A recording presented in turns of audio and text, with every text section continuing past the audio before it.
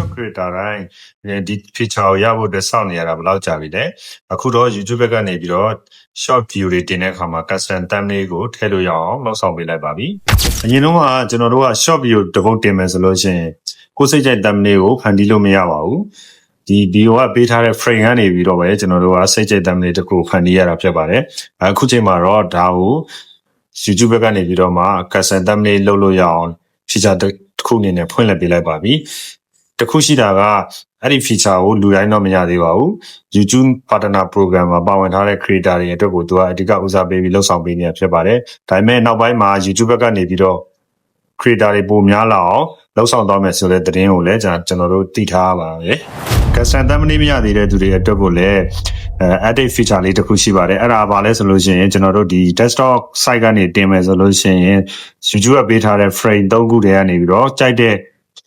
ဒီ thumbnail frame လေးကိုကျွန်တော်တို့ကရွေးတင်လို့ရမှာဖြစ်ပါတယ် mobile phone ကနေတင်မယ်ဆိုရင်တော့ကျွန်တော်တို့ video တွေကနေကိုကြိုက်တဲ့3ခုကိုရွေးလို့ရအောင်မှာပဲဖြစ်ပါတယ်ဒီ feature လေးရဆိုလို့ရှိရင်ကျွန်တော်တို့ YouTube creator တွေတော်တော်လေးမှအသုံးဝင်ပါတယ်ကိုရဲ့ video က YouTube feed မှာတော့ auto play နေမှာဖြစ်ပေမဲ့ channel တစ်ခုအနေနဲ့ဝင်ကြည့်တာပဲဖြစ်ဖြစ်ကျွန်တော်တို့က